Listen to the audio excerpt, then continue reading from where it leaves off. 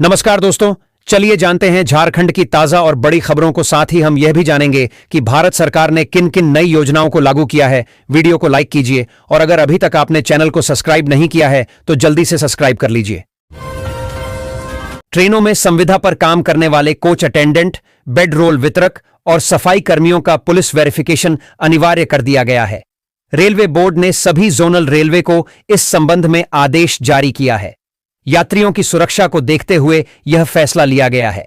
सभी कर्मचारियों का डेटा सीएमएम पोर्टल पर अपडेट करने का निर्देश दिया गया है। राज्य सरकार ने आयुष्मान भारत मुख्यमंत्री जन आरोग्य योजना के लिए 100 करोड़ रुपए मंजूर किए हैं। यह राशि राज्य के हिस्से की है और इससे अस्पतालों के लंबित बिलों का भुगतान किया जाएगा। इस योजना में केंद्र सरकार 60% और राज्य सरकार 40% खर्च वहन करती है। लाभार्थियों को 5 लाख रुपए तक का मुफ्त इलाज मिलता है। बीमा कंपनी का कार्यकाल भी 2026 तक बढ़ा दिया गया है।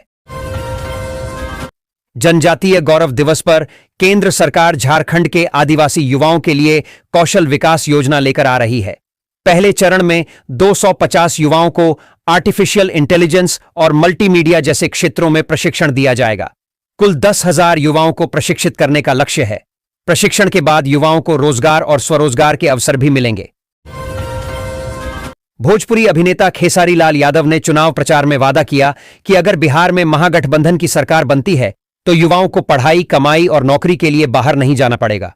उन्होंने युवाओं से महागठबंधन को समर्थन देने की अपील की ताकि बिहार में विकास हो सके। अगर आप आज भी खुले में शौच जाने को मजबूर हैं या आपके घर में अभी तक शौचालय नहीं बना है तो अब आपकी परेशानी खत्म होने वाली है। भारत सरकार ने स्वच्छ भारत मिशन ASABM 2.0 के तहत नया रजिस्ट्रेशन शुरू कर दिया है। इस योजना के तहत हर पात्र परिवार को 12,000 रुपये की आर्थिक सहायता दी जाती है ताकि वे अपने घर में पक्का शौचालय बना सकें। मुख्यमंत्री हेमंत सोरेन ने राज्यपाल CP राधाकृष्णन से मुलाकात की और उन्हें झारखंड के स्थापना दिवस समारोह में मुख्य अतिथि के रूप में शामिल होने के लिए आमंत्रित किया। यह एक शिष्टाचार भेंट थी जिसमें राज्य से जुड़े कई महत्वपूर्ण मुद्दों पर चर्चा की गई। इस मुलाकात से राज्य सरकार और राज्यपाल के बीच बेहतर तालमेल की उम्मीद है। झारखंड की 3 राज्यों से सटी सीमा पर 68 अस्थायी चेकपोस्ट स्थापित किए गए हैं। घाटशिला में केंद्रीय बल और राज्य की 20 कंपनियों को तैनात किया गया है। यह कदम सीमावर्ती क्षेत्रों में सुरक्षा व्यवस्था को मजबूत करने और अवैध गतिविधियों पर अंकुश लगाने के उद्देश्य से उठाया गया है। रांची में स्कूल से बाहर रह रहे बच्चों को शिक्षा से जोड़ने के लिए ब्रिज कोर्स का मॉड्यूल तैयार किया जाएगा। यूनिसेफ इस कार्य में तकनीकी और वित्तीय सहयोग दे रहा है। इस मॉड्यूल का उद्देश्य उन बच्चों को शिक्षा की मुख्यधारा से जोड़ना है जो किसी कारणवश स्कूल नहीं जा पा रहे हैं। यूनिसेफ इस परियोजना को सफल बनाने के लिए तकनीकी मार्गदर्शन और वित्तीय सहायता प्रदान कर रहा है। संघ लोक सेवा आयोग UPSC की बैठक में राज्य के उन अधिकारियों के नामों पर सहमति बन गई है जो भारतीय पुलिस सेवा IPS में प्रमोशन के योग्य हैं। सभी पहलुओं पर विचार करने के बाद नामों पर सहमति बनी और जल्द ही सूची जारी की जाएगी, जिससे राज्य पुलिस विभाग में उच्च पदों पर पदोन्नति का रास्ता खुलेगा।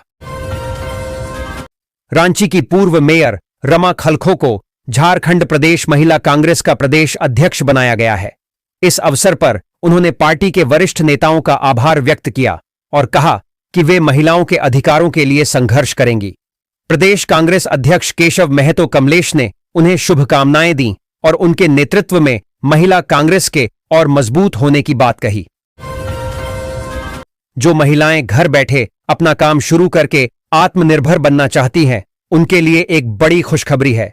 सरकार अब सिलाई मशीन खरीदने के लिए 15,000 रुपये की आर्थिक सहायता प्रदान कर रही है।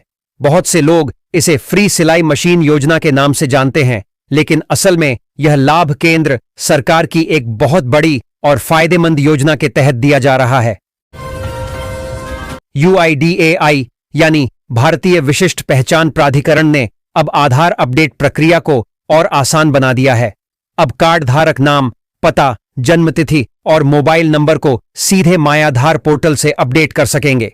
इसके लिए पहले की तरह लाइन में लगने या सेंटर पर जाने की जरूरत नहीं है।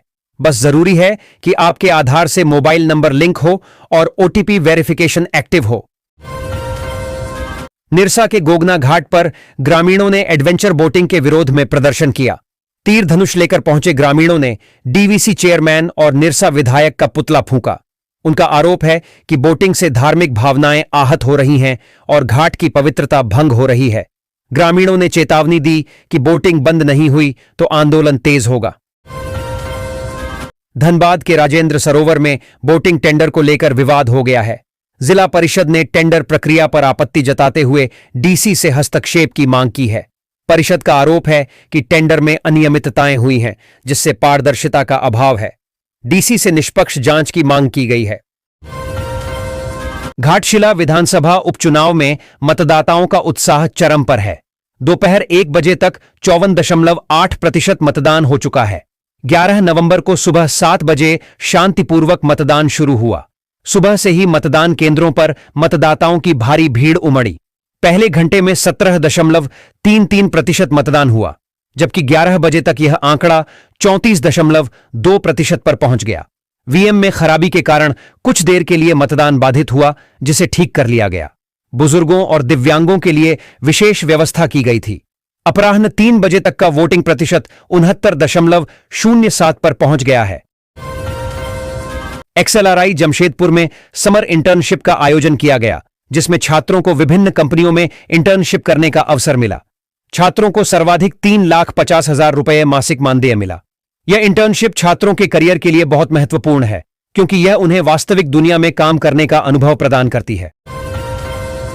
ढाका में भारतीय तीरंदाजों ने बेहतरीन प्रदर्शन करते हुए 2 पदक पक्के कर लिए हैं। उनके शानदार प्रदर्शन से स्वर्ण पदक जीतने की उम्मीदें बढ़ गई हैं। अब भारत का मुकाबला कोरिया से होगा, जो एक चुनौतीपूर्ण मुकाबला होने की संभावना है। भारतीय एथलीटों ने अपने सटीक निशानों से देश को गौरवान्वित किया है। टाटा एडवांस्ड सिस्टम्स ने भारतीय सेना के लिए Tata SD 1015 4x4 field artillery tractor की पहली खेप रवाना की। यह मेक इन इंडिया की सफलता का उदाहरण है और भारतीय सेना की युद्ध क्षमता को मजबूत करेगा। यह ट्रैक्टर दुर्गम क्षेत्रों में तोपों की तेजी से तैनाती में मदद करेगा और शूट एंड स्कूट रणनीति को प्रभावी बनाएगा, जिससे आत्मनिर्भर भारत मिशन को गति मिलेगी। चुनाव आयोग द्वारा 9 राज्यों और 3 केंद्र शासित प्रदेशों में स्पेशल इंटेंसिव रिवीजन SIR का दूसरा चरण शुरू किया गया है। तमिलनाडु और पश्चिम बंगाल में SIR के खिलाफ DMK समेत कई दलों ने सुप्रीम कोर्ट में याचिका दायर की है। सुप्रीम कोर्ट ने चुनाव आयोग से जवाब मांगा है और उच्च न्यायालयों को कार्यवाही रोकने का आदेश दिया है। AIADMK ने SIR का समर्थन किया है। पूर्व उपराष्ट्रपति धनखड़ इस्तीफे के बाद पहली बार सार्वजनिक रूप से बोलेंगे। वे RSS के एक नेता की पुस्तक के विमोचन समारोह में भाग लेंगे और अपने विचार व्यक्त करेंगे। यह कार्यक्रम उनके संबोधन के कारण महत्वपूर्ण है, जिस पर सबकी निगाहें टिकी हैं। बिहार चुनाव के दूसरे चरण के साथ 6 राज्यों और 1 केंद्र शासित प्रदेश की 8 विधानसभा सीटों पर उपचुनाव के लिए मतदान जारी है। जम्मू कश्मीर, राजस्थान, झारखंड, तेलंगाना, पंजाब, मिजोरम और ओडिशा में विधानसभा क्षेत्रों में मतदान हो रहा है। मतगणना 14 नवंबर को होगी। जम्मू कश्मीर में उमर अब्दुल्ला के इस्तीफे के बाद बड़गाम में उपचुनाव हो रहा है, जिसमें कई उम्मीदवार मैदान में हैं। चुनाव आयोग ने SIR के दूसरे चरण में 12 राज्यों में गणना फार्म वितरण की धीमी गति पर चिंता जताई है। राज्यों को तेजी लाने के निर्देश दिए गए हैं और बिहार चुनाव के बाद प्रतिदिन निगरानी की जाएगी। मसौदा सूची का प्रकाशन 9 दिसंबर तक होना है। आयोग ने बिहार से सबक लेते हुए गणना फार्म के साथ दस्तावेजों की अनिवार्यता को समाप्त कर दिया है। चेन्नई में आयोजित 23वें एशियन मास्टर एथलेटिक्स चैंपियनशिप में भारत का प्रतिनिधित्व करते हुए सफल प्रदर्शन कर कपूरिया भट्ट बस्ती निवासी पूर्व टाटा स्टील कर्मी रंजीत दसौंधी व टाटा मालकेरा निवासी उमाशंकर शुक्ला घर लौटे। इस दौरान कपूरिया पहुंचने पर कपूरिया फिजिकल ट्रेनिंग सेंटर के प्रशिक्षु, स्थानीय ग्रामीण व खेल प्रेमियों ने दोनों अंतर्राष्ट्रीय धावकों का भव्य स्वागत किया। महुदा स्टेशन में उतरने के बाद दोनों खिलाड़ियों को गाजे बाजे के साथ घर लाया गया। घाटशिला उपचुनाव के लिए मंगलवार को सुबह से ही मतदान जारी है। विभिन्न मतदान केंद्रों पर मतदाताओं की लंबी लंबी कतारें लगी हुई हैं। इस बीच बीजेपी और चंपाई सोरेन के बयानों से झारखंड की राजनीतिक सरगर्मी तेज हो गई है। दरअसल बीजेपी ने जामुमो पर चुनाव को प्रभावित करने का आरोप लगाया है। उन्होंने चुनाव आयोग से इसकी शिकायत की है। झारखंड बीजेपी का कहना है कि हेमंत सरकार पुलिस बल का दुरुपयोग कर कई बूथों पर बोगस वोट कराने का काम कर रही है। टाटा स्टील ने अपने प्रमुख वार्षिक बिजनेस चैलेंज स्टील एथॉन के 12वें संस्करण के विजेताओं की घोषणा की। इसका रोमांचक ग्रैंड फिनाले फाइनल कोलकाता में आयोजित किया गया। यह प्रतियोगिता भारत के शीर्ष 20 स्कूलों के लिए बनाई गई है, जो छात्रों को वास्तविक व्यावसायिक चुनौतियों पर काम करने और टाटा स्टील के नेतृत्व से मार्गदर्शन प्राप्त करने का अनूठा अवसर प्रदान करती है। आईआईएम रोहतक से पाथफाइंडर्स टीम ने ग्रोथ ट्रैक में विजेता का खिताब जीता, जबकि आईआईएफटी कोलकाता से द इनफैलिबल्स टीम उपविजेता रही। जमशेदपुर फुटबॉल क्लब और टाटा स्टील खेल विभाग की ओर से सोमवार को टाटा फुटबॉल एकेडमी में खेल आचार संहिता पर आधारित एक वर्कशॉप का आयोजन किया गया। इसमें जमशेदपुर के विभिन्न ग्रासरूट सेंटर के लगभग 35 कोच शामिल हुए। कार्यशाला में नैतिक आचरण, टाटा मूल्यों के पालन और युवा प्रतिभाओं को निखारते हुए एक पेशेवर आचार संहिता बनाए रखने के महत्व जोर दिया गया। कोचों को बताया गया कि कैसे एक सकारात्मक और सम्मानजनक माहौल बनाया जाए, जिससे एथलीटों को मैदान के अंदर और बाहर अपना सर्वश्रेष्ठ प्रदर्शन करने में मदद मिले। यूनाइटेड कोल वर्क्स यूनियन एटक असंगठित के एनके एरिया अध्यक्ष जितेंद्र सिंह ने मंगलवार को पत्र जारी कर एरिया कमेटी में रमेश चौहान को सचिव एवं रविंद्र पासवान को कोषाध्यक्ष नियुक्त करने की घोषणा की है।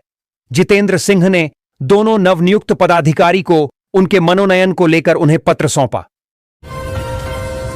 घाटशिला उपचुनाव में झामुमो भाजपा समेत 13 प्रत्याशियों की किस्मत ईवीएम में बंद हो गई। चुनाव में 73.88% मतदान हुआ। शांतिपूर्ण मतदान संपन्न हुआ और अब मतगणना का इंतजार है, जिससे पता चलेगा कि घाटशिला का विधायक कौन होगा। मतदाताओं ने बढ़ चढ़कर हिस्सा लिया